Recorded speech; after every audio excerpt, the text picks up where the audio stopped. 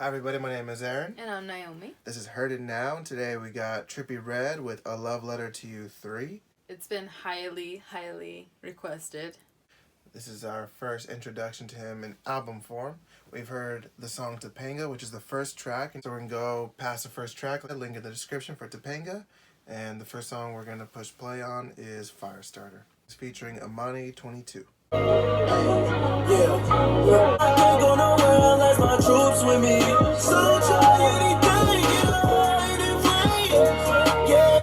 I can already tell you that I dig this. I like that it's laid back, like at least his flow, but the beats are really cool and they're there, you know? I like that contrast. I haven't heard much of Trippie Redd, but one thing I've kind of noticed, whether he's a feature or even in the Topanga, is his drums. The drums come through really hard. Like the snares and stuff, like those higher pitched drums, almost come in harder than even some of the bass drums. You know, just an interesting element of his music. Little bitch gonna suck me till she gag out. You are off ass niggas should wear a badge now. Niggas left in the past now.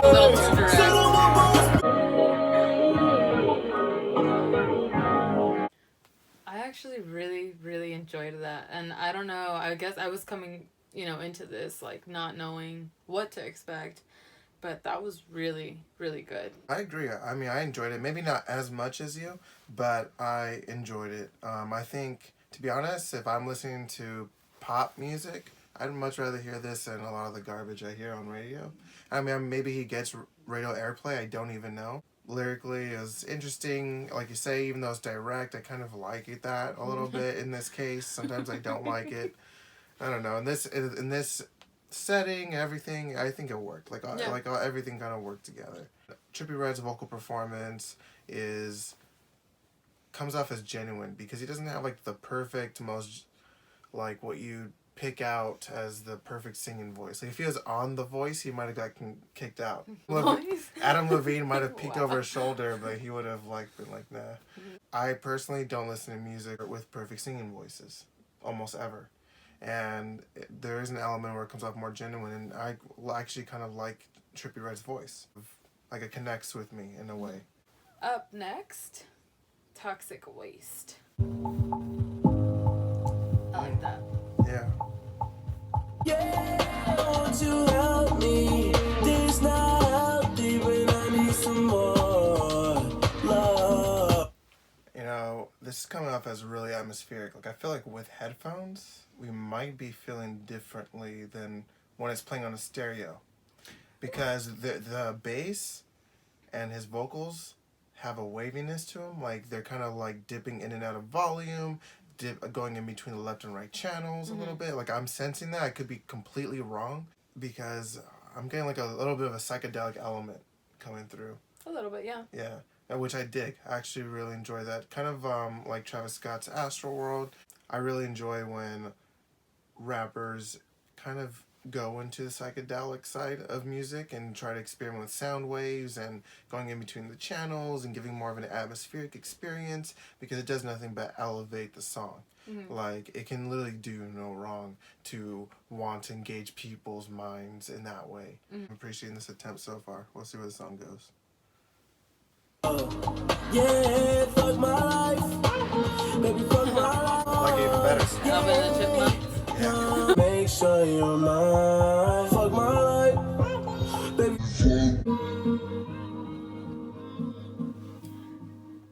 I actually really enjoyed that, but I think it had just one too many. Fuck my life. Okay. Just one too many. I honestly didn't feel that way till probably like the very last one. And I actually really enjoyed this song. Me too. Okay. Like I really like the song. Like I would definitely go back to it, but I don't know. I just towards the last, it was just one too many. I could just be being a little nitpicky though. Just like because I actually really like the song because I say all the time, but that just one too many. Felt a little too...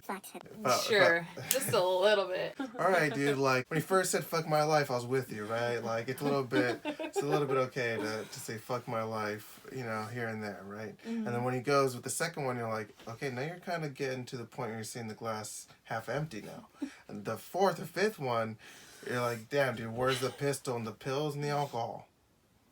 Okay. No. Obviously, the song's message is about a toxic relationship, and it's actually really interesting, the perspective, because rather than being like, I'm in a toxic relationship, I want to leave, his is more like, it's such a bad relationship, but I still want to go back to it because I get something out of it, that even though ultimately it's bad for me, that there's some kind of satisfaction I do get out of it. Up next, Negative Energy, and it has a feature, Cody Shane, I think. Feel like Steve-O, see a pussy nigga through the peephole. Yeah, taking that bitch straight to Mickey D's. She want a burger and 10-piece. Might catch a murder, it's tempting. Alright, somebody's gonna have to break that down for me, like in the comments, how that verse made sense one line to the other. He's talking about a chick, but then he's talking about like might catch a murder. It's tempting. Like what the hell is that about? I'm talking about taking aim at the head of an enemy, but then he's talking about taking a chick to Mickey D's, literally the line right before it. Like, it just seemed kind of like disorganized. Yeah. But you know what? I feel like nowadays they say like, oh, it doesn't have to be lyrical. Like, I swear you hear that all the time. A lot of people say that. It's just not your taste. I don't disagree. It doesn't have to be lyrical. I think that I will accept. Like, it doesn't always have to. You don't always have to show off like the greatest penmanship if you have a really good, interesting delivery, or you make good, interesting music surrounding the things you're saying. That's fair enough. Like, even if one verse to the next doesn't make sense, or the beginning of a verse to the next, doesn't quite line up, it's a little fine to me. But I honestly would think at least be a little cohesive about what you're talking about in general. Like, how did those two thoughts even come together when you're, like, writing the song out? Yeah. Like, a little bit of stream of consciousness, and maybe that's what he's going for. I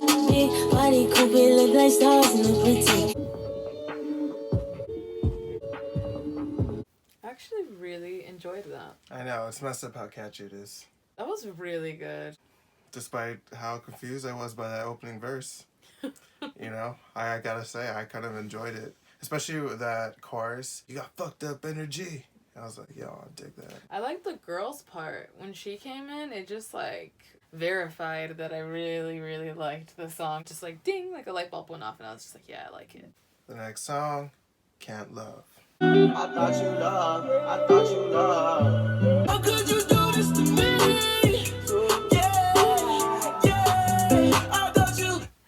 I really enjoy, I don't know if it's the same person producing the music, the instrumentals behind his singing. I really enjoy that. Those are by far shining through on this album.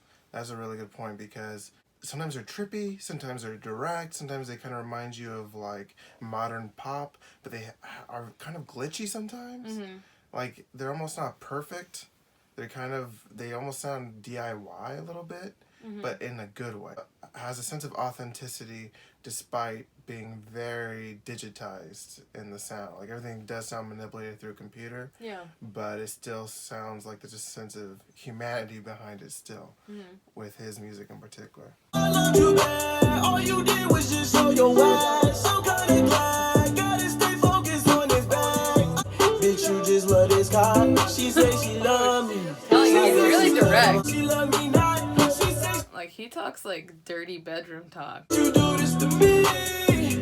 Yeah, how could you do this to me? How could you do this? Okay? You can always add a little bit of backwards sound to things. I dig the backwards instrumentation here. It definitely adds, yet again, another psychedelic element, and that's something he includes, whether it's sonically and manipulating the sound between the channels, sometimes here where it's just kind of adding something you wouldn't expect and delivered in a way that kind of manipulates your idea of sound.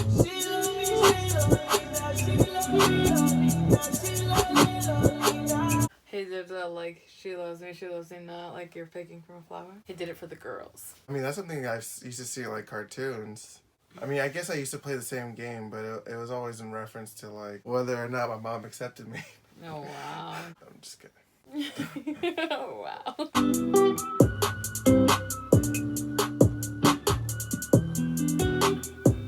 That was a decent song. Behind the guitar there, I noticed at the end, there was like a little bit of like a West Coast gangster rap style keyboard going on in the back, like very slightly. overall the soundscape was well put together. It was well produced, had psychedelic elements. And so far, the vocal performances have been pretty good. The melodies have been catchy. This is just another example. That was a good track. To me, the ending there, like the guitar kind of sounded a little bit like Red Hot Chili Peppers. Up next, Love Scars 3. Hey, baby, stay with me. Yeah, baby, stay with me. Yeah.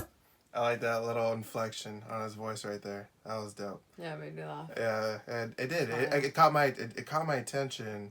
But I personally I really like when any artist says it doesn't matter what genre of music they're doing. Mm-hmm. Just it's kind of like human inflection. Like you're actually adding your own. It feels like it's coming from somewhere when you do something like that. Yeah. It doesn't feel so thought out. You know, like if he did that take again, his might sound a little bit different. You know, like it just sounded so guttural. I really dig this track so far. The instrumentation in the back is really nice. Kind of vocalized melody that's kind of going on in the background. It's really simple, and hearing it repeated over and over doesn't actually get tiring. Like it's a pretty good hip hop beat. I just really get too pressed about a diamond. No matter what we together, baby, shining.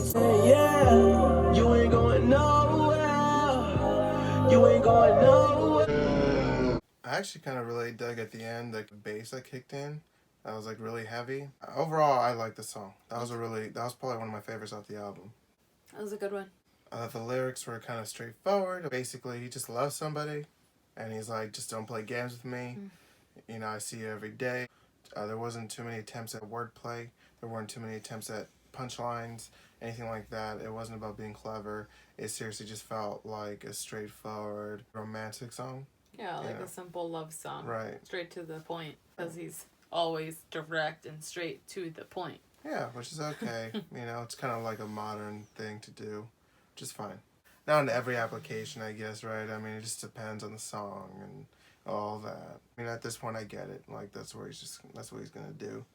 All right, the next track is ALLTY3, which I'm sure is an abbreviation for the album. It has Trippie Redd and Baby Goth. This would sound sick with headphones on. Already, this is probably one of my favorite instrumentals on the album. Just in the beginning, it sounds trippy as all hell. There's a bass that's wavering, which I'm always a big fan of. All the other instruments are drawing in a little bit more of a melancholy type of feel, but yet the other instrument, like the bass and the drums, kind of keep it kind of moving in this march-like movement, kind of slower paced. Like it's setting up for, I'm assuming, a really beautiful pop song. Now why the fuck you wanna test me? I'll hit you with the right and the left. So far, the chorus doesn't really have me sold. Yeah, it's alright. It's not really that catchy to be a chorus, to be honest. Like it would work fine as a verse, just doesn't really have the attention-grabbing ability to be called a hook. Even though he's talking about doing rights and lefties, ironically. It doesn't have any hooks. I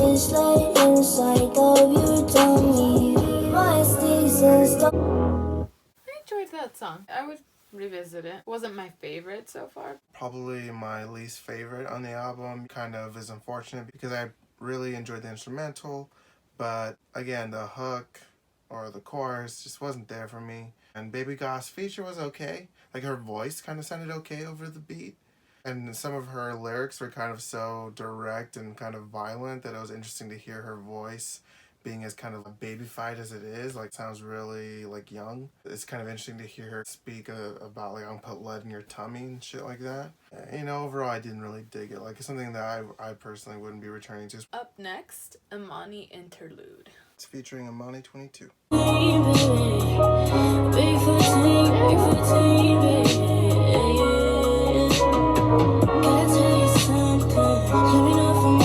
know, that bass has a drive to it.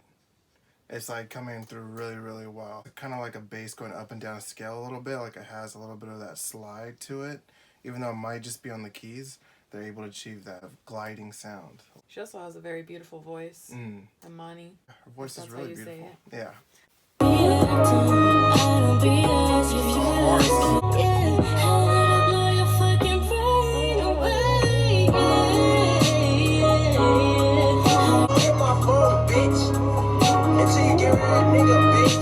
You favorite song on the album.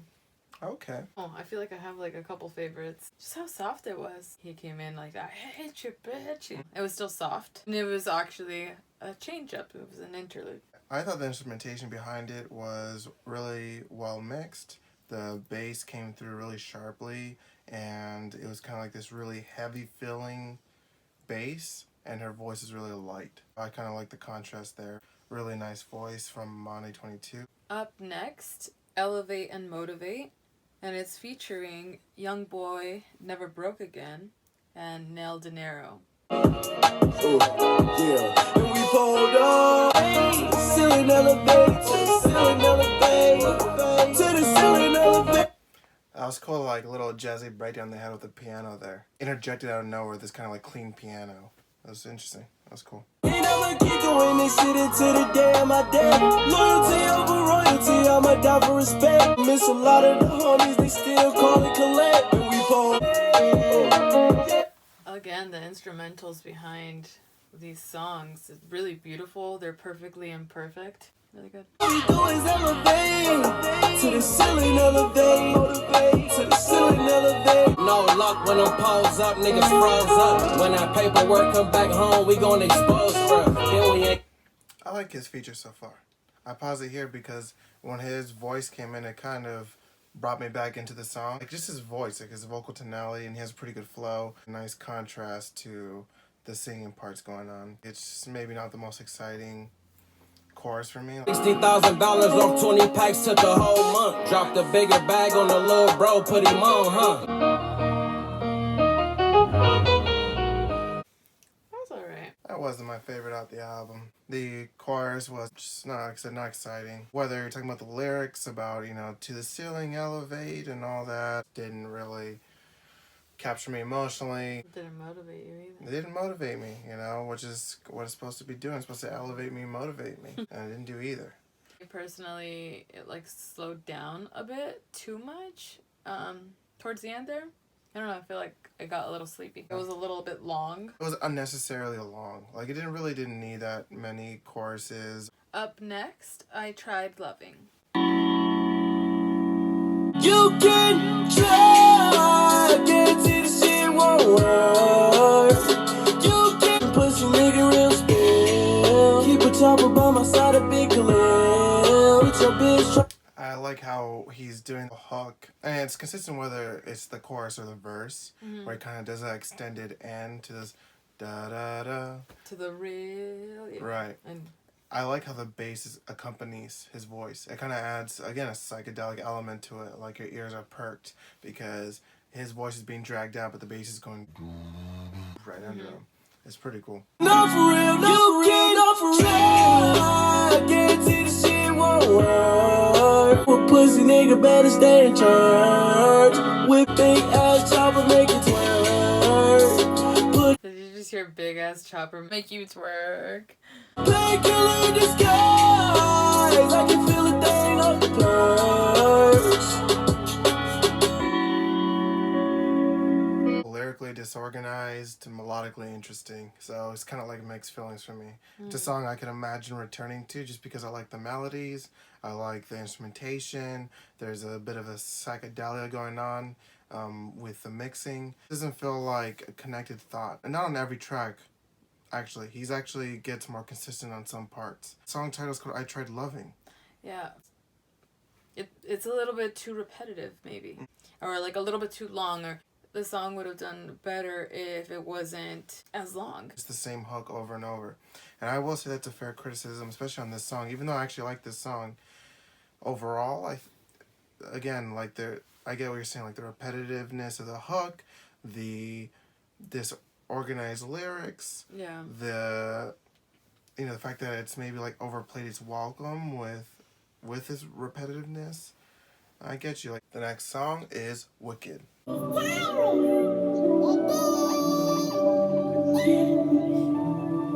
squirrel voice. We go to the moon and the stars. Wicked just starts in my city. That song kind of reminded me a little bit of Topanga. I liked it, didn't love it. It was enjoyable. The hook was fine, but then again, problem with repetition. I got just annoyed with it by the end. I totally agree with everything he said. Yeah, it's kind of like pancakes, as comedian Mitch Hedberg would say. You know, they start great in the beginning, like you fucking love it, and then by the end you're fucking sick of it. And that's the way I feel about that song. Was maybe an expansion of sounds, another bridge, a different kind of sounding part to it, a feature, a really killer verse. And his flow overall wasn't even that bad. Or even if it's going to be what it is, just cut one of the courses out. Yeah. Because it is just one too many. Because I feel like the album started out really great, even though it had some repetitive elements to it. It wasn't as repetitive as it sounds now, and I don't know if it's just like maybe not as produced musically. They're not throwing enough in there for me or you. It just seems that way. I feel like we definitely hit a part of the album where the instrumentals aren't as intriguing. It's not like the hooks varying from song to song are really that different. Like he definitely is within this certain realm of style and melodies, and so hearing it back to back to back at this point, you know, we're near the end of the album. I don't know if it is like essentially like musical wear and tear, or if it is a case where maybe these aren't like one of the highlights. Let us know if this middle section here, you know, if you guys are really into it. His voice is like the same throughout, and it's just, you know, all one tone the whole time. Not a lot of variety song to song. Again, it's within the same kind of soundscape. I can appreciate the consistency, like having a cohesive sound. And so I am going to give it credit there, you know, when we give our highlights and the ratings and just in general. Up next, Loyalty Before Royalty. I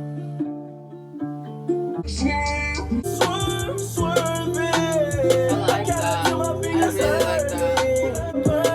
His voice was perfect for that.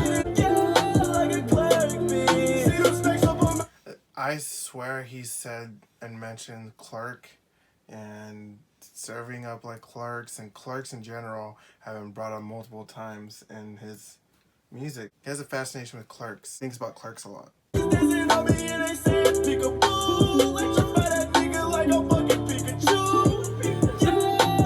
We're brothers, we're happy and we're singing and we're colored. I really enjoyed that song, and I'm glad that I liked it. It was really an enjoyable song. Personally, it wasn't really one of my favorites. The hook was just played out through the whole song again. There's really not a lot of differentiation between the choruses and the verses. You know, it just wasn't really my jam overall. And then the lyrics have just been, at this point, I kind of can predict them almost. Usually it's involving... He wants to be with either your chick, or he was with your chick, or he's with a chick. And he also has enemies and haters, and he's going to fight them, and he's going to beat them up. That's literally the two things that are back to back usually. Like lyrically, or literally, first line is about I'm with my shorty, and then the next line is like I want to beat up, you know, my enemy. Over and over and over again. It's a little tiring, to be honest. It only repeated the chorus twice, so that wasn't enough or too much repetitiveness for me to be like, I fucking hate it, you know? Alright guys, so we're going to take a mid-album break, and we'll come back to it a little later. So I'm going to be probably wearing different clothes and stuff and go get some food and whatnot. Alright guys, we're back. We're here to finish out Trippie Redd's album. We're super excited just to see what these last couple tracks have to offer. And so we're just going to go into 1400/999 freestyle. Assuming that's how it's said. I put that bitch in the back with the Burberry on. Yeah. Her pussy like Wonderland. Go to her body like Wonder Woman. Flying that bitch, I'm Wonderland. I dig this. Juice WRLD. Yeah. This word's really good. Juice WRLD had a great feature on this. I didn't know that he had this kind of ability, but we are very new to Juice WRLD. We only heard Lucid Dream so far. Yeah, and maybe a couple features. Yeah, I think on Nuketown on Ski Mask's album. Very, very little experience with Juice WRLD, and if this was something that he can do, I mean, I'm definitely interested in checking him out. This was a really good feature. Smoking on all of this herb. I feel like I'm leaving Earth. I keep it 30. Boom, boom. Keep that shit right to that I deserve. All that bullshit that they talking is the cat, yeah. I'm talking real shit, that trill shit, no cat, yeah. Put a bullet in your afro. Put a bullet in your afro. I'm off for the mall. Used to take 5 Xans to the face in the morning. Now I take perks, my stomach turning. I would definitely call that an album highlight. I think that was pretty good flows on both their parts. It's one of the more rhythmic songs. Like, it kind of keeps you intrigued on the rhythmic level. This was one of my favorites. Up next, So Alive.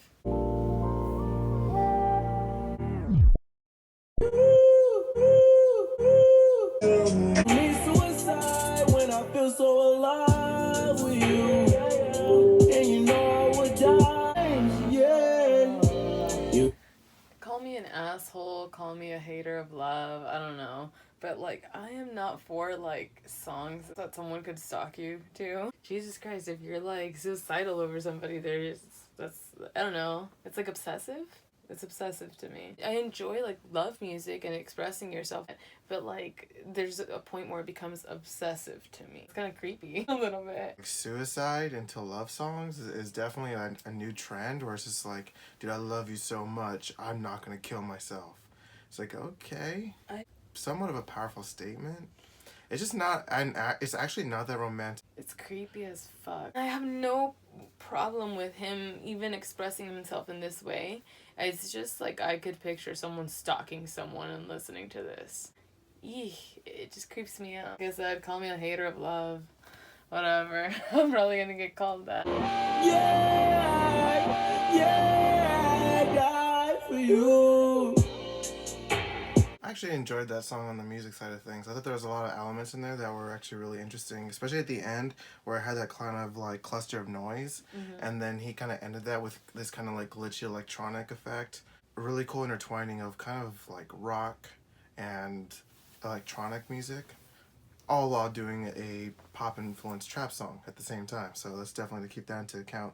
So I'm really a big fan of genre benders, and I really dug that on the music side of things. And even the melodies, I thought they were sang really beautifully. Lyrically, I mean, of course, it wasn't like the most intriguing for me. It wasn't as creeped out by it as Nayomi. I can die for you, this kind of stuff. You know, it's been said before, and I mean, I guess every generation needs their love songs or whatever. Didn't intrigue me on that end, but I probably would return for it just for the musicality of it, because I think there was a lot of interesting things going on there. That was a great song. Like you, enjoyed the musical elements of it. You give me light, you give me life. When you know, who needs suicide? Like, mentioning all that, for me. But, yeah, you know, like, I like, I guess, everything else about it. His voice was also projected well throughout the song. It's one of those that's gonna like grow on me a little bit. Up next, Diamond Mines, and it has a feature, Tory Lanez and Elliot Trent. No more than diamonds and gold. I like the bass. The bass in that's very nice. Yeah, psychedelic production is definitely coming through once again on this song. I can kind of hear the manipulation going between channels from just even our stereo. Taking certain sounds and putting them up in volume and then taking them down in volume. The combination of having vocal come in a little clean and then wobbling it a little bit. You know, there's a lot of like little tricks going on that definitely get your senses a little skewed. Makes the sound a lot more interesting than what the chords that are being played. I try to tell you I'm right with you, baby, you ain't wanna listen. And now you say I'm making different. You play it just like an actress. You gon' give it to me like the ones at the strip club when I put the stack in. You know I ain't like it. I like that too. There's something flume-like about it. I enjoyed when it was kind of like more on the psychedelic side of things, which I kind of felt like left once the features came in.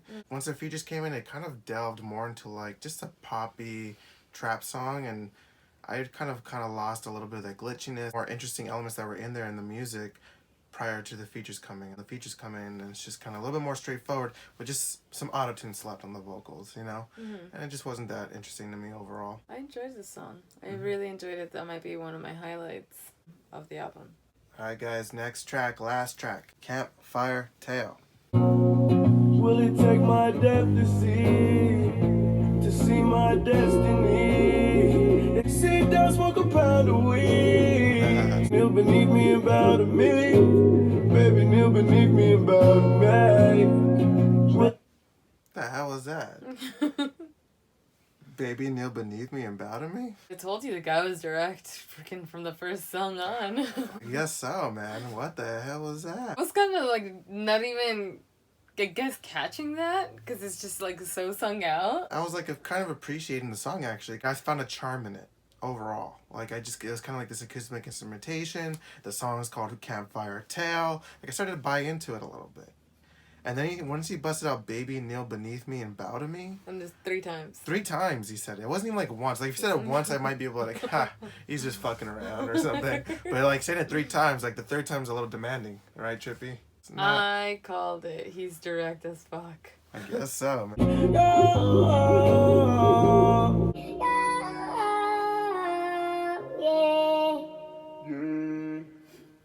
I kind of bought into the song to some degree. Definitely just put off by that one line, like kneel down and bow to me. 3 lines. Yeah, the repetition of it kind of literally makes me not want to return to it again, because I'm like, whether you're talking to me as a listener, or whether you're talking to a chick, or whoever you're talking to, or you want to praise yourself up as a guy who needs to be kneeled down to, it's not something I'm going to get behind overall. And even if you're trying to say musically, like, I'm the best, and so everybody needs to kneel down to me, nothing in that song or in this album was really maybe like worthy of making that kind of statement. But the rest of it I was fine with. I like the chorus. Laid back, kind of chill song. I imagine somebody literally singing it by campfire but lonely, not actually with people. Drunk. Like he's saying, drunk off the Hennessy, I'm living this fantasy. Nobody believes that I can do this thing, but I believe I can. And there's a cool little line where he's like, it's going to take the death of me before I realize my destiny. I thought that was a really cool line. So there's like interesting parts about it. I actually enjoyed it. It was a really catchy song. Alright, this is Final Thoughts, where we give our favorite tracks and give the album a rating. What are your favorite tracks? Okay, so I actually enjoyed quite a few. Topanga, which we actually have a first reaction to. Just a link down in the description below. Then I also enjoyed Firestarter, Toxic Waste, Love Scars 3, ALLTY 3, Imani Interlude, Loyalty Before Royalty, God damn, the whole fucking album. 1400/999 Freestyle, Diamond Mines. My favorite tracks are Topanga, Firestarter, Toxic Waste, Love Scars 3, Imani Interlude, and 1400/999 Freestyle. If you had to give this album an out of 10 on your first listen, what would you give it? I'm gonna give it a 7.5. I understand he's only 19 years old. He's pretty talented. This isn't his first album though. I don't know if he's just wanting to give you all that he had, but I feel like personally, like, the album could have done without a couple songs and it would have been great. Like if it was maybe like 11 songs long, it would have for me been like, wow, you know, maybe like an 8 or 8.5, because it was pretty good. Like some of it, there was just maybe like 1 too many lines here of like the same, you know, hook. Or like the chorus was just thrown in there a couple too many times. Besides that, I think it could have really been something. Could have been something great.